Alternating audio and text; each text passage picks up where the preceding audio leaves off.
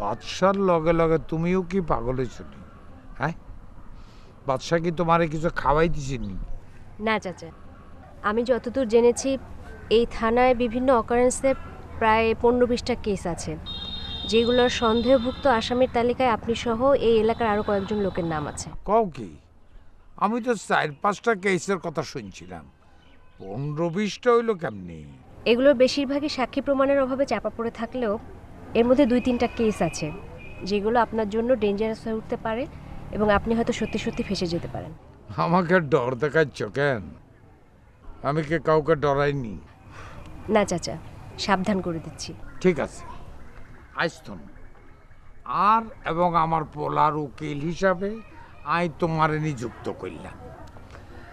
আর তুমি যদি চাও তাইলে 2-1 দিনের মধ্যে তোমাদের বাড়িতে আমি বিয়ার পয়গাম নিয়ে যেতে পারি। আমার ছেলের শাস্তিটা আমি তোমার উপরে ছাড়ি দিলাম। এত তাড়াতাড়ি এত কিছু ভেবে নেবেন না চাচা, সব কিছুর জন্য সময় লাগে। তাইলে তুমি এখন আমারে কি করতে কও? আপনি ভেবে দেখেন কি করা উচিত। কান ছাড়ি দে। না না, কান ছাড়ি দে।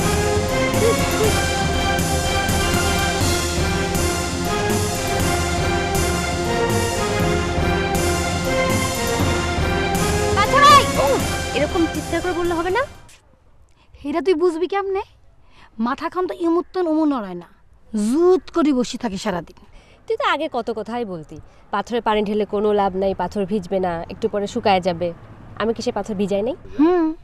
ভিজাইছ তো কয়দিন ভিজাই রাখতে পারছস? যে হেই আগে আসিল পাথরের টুকরা, অহন পাথরের ঠেঙ্গা। মাথায় পানি ঢাললে পা ভেজে, পায়ে পানি ঢাললে মাথা ভেজে না। এখানে কে ঠেঙ্গার কে মাথা? সময় হলেই বুঝবে। এত তিরিং তিরিং করিস না, অহন তো উকিল হস নাই। তিরিং বিরিং তো করবই, আমি তো মানুষ না, আমি তো ফড়িং।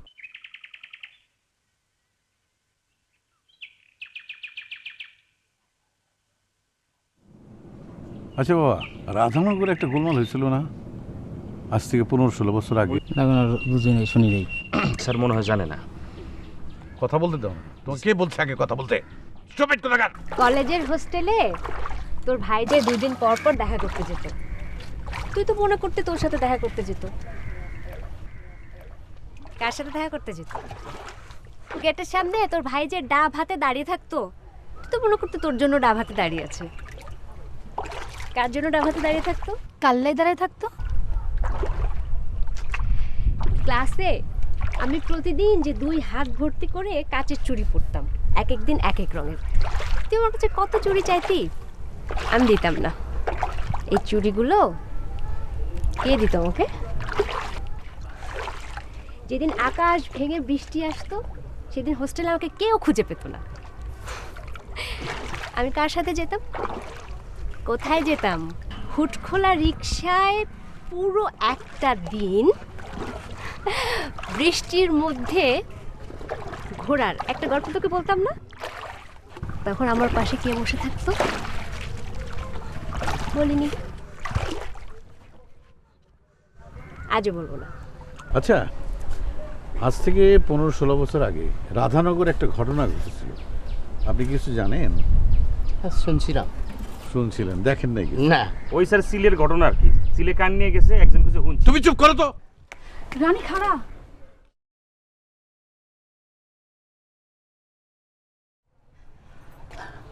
রানী আর দাদারে তুই বাসা, এইভাবে চললে আর দাদা বাঁচত না। এই দুনিয়ার আর দাদার আমি ছাড়া আর কেউ নেই। কিন্তু দাদা আমার কোনো কথা শুনে না। আমার কথা শুনবে? আমি তার কে?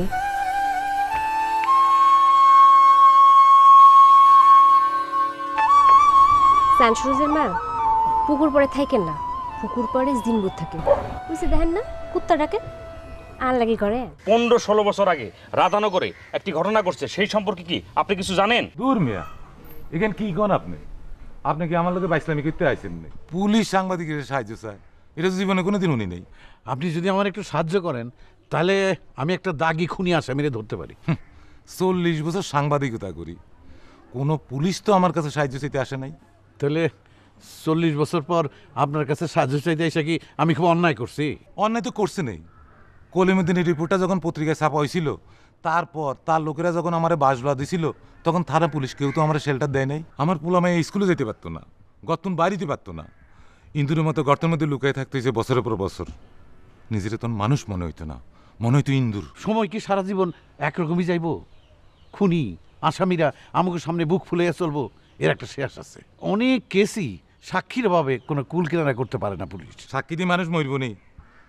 আসামি যখন জামিনে ছাড়া পাইব, তার লোকজন যখন সাক্ষীরে ঠেলা দিব, তখন কি পুলিশ তারে রক্ষা করব? আপনি একজন সাংবাদিক, আপনি এই কথা বলেন? এমনি এমনি বলি না, বহুত কারণ আছে। জীবনে বহুত ঠেলা খাইছি, বহুতবার সিবাদ পড়ছি। এই যন্ত্রণা ছাড়া পোলা মায়ের আর কিছুই দিতে পারেনি। বউ আমারে ছাইড়া গেছে, লগে ছোট পোলাটারেও লইয়া গেছে। এখন মাইয়াটারে লইয়া কোনো রকমে বাইসে আছি। আপনি পরাজিত, আপনি হাইরা গেছেন। আপনি না সাংবাদিক, আপনি সাংবাদিকতা আসলেন কেন? অন্য বাসায় চলে গেলেই তো পারতেন। আর জ্ঞানের কথা কইেন না তো, এই জ্ঞানের লেগিয়া বহুতবার ধরা খাইছি। ঠিক আছে, আপনি আমার বাড়িতে আইছেন, আমি একটু ভাইবা চিন্তা দেখি। আমাদের সমস্যা তো ওইটাই, এই ভাবাভাবির জন্য আমরা এত সময় নষ্ট করি যে বাকি জীবনে আর কোনো সময় থাকে না। আপনার চাকা হয়েছে? হ্যাঁ। এবার জানতো আর একটু থাকলে দুপুরে আপনার ভাত খাওয়ান লাগবে। হাইতেন না, নিজে হাতে চা বানাইছি, মাইয়া বাড়িতে নাই, ভাত রাঁধতে না, আপনি জানান।